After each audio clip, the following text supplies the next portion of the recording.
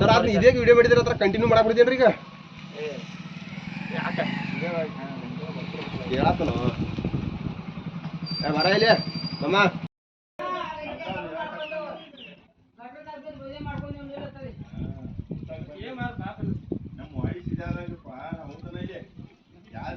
ಒಂದು ವಾರ ಮಾಡಿದ ಅಂತ ಕೇಳಿದ್ರಿ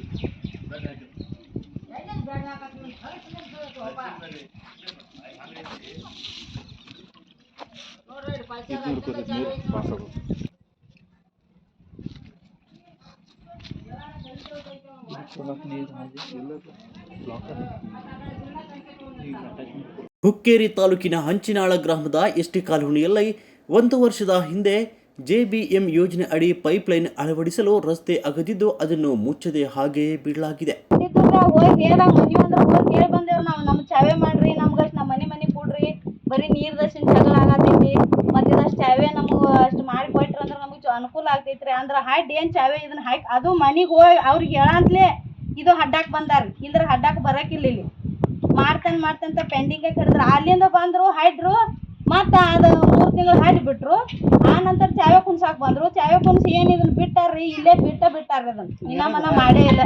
ಇದರಿಂದ ವಯಸ್ಕರರು ಗಲ್ಲಿಗಳಲ್ಲಿ ನಡೆದಾಡಲು ಆಗ್ತಾ ಇಲ್ಲ. ಈ ಸಮಸ್ಯೆಯನ್ನು ಹಲವಾರು ಬಾರಿ ನಾವು ಮೇಲಧಿಕಾರಿಗಳಿಗೆ ತಿಳಿಸಿದ್ದೇವೆ, ಆದರೂ ಸಹ ಯಾವುದೇ ರೀತಿಯ ಕ್ರಮ ಕೈಗೊಳ್ತಾ ಇಲ್ಲ.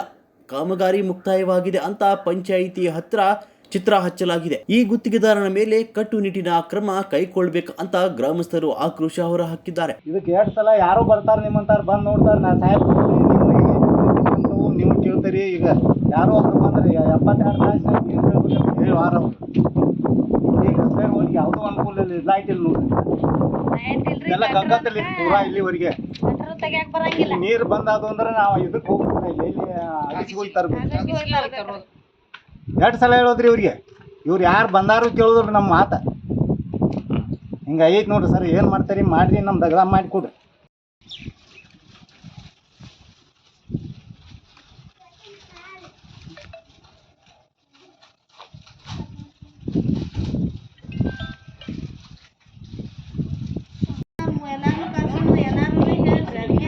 ಎಲ್ಲರಿಗೂ ಬೇಕಾದ್ರೆ ನ್ಯಾಯ ಹೌದಿಲ್ರಿ, ಅವ್ರಿಗೂ ಎಲ್ಲರಿಗೂ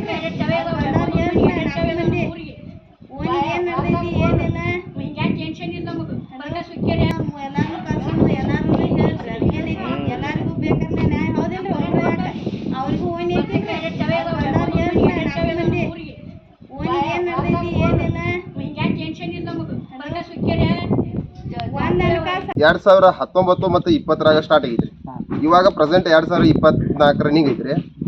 2019, 21 ಅಲ್ಲಿ ತನಕ ಕೆಲಸ ಎಲ್ಲ ಪೂರ್ಣ ಮುಗಿಬೇಕಂತ ಐತ್ರಿ.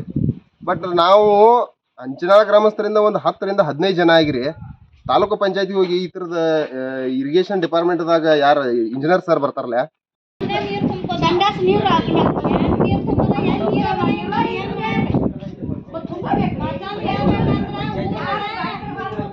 ಏನೇ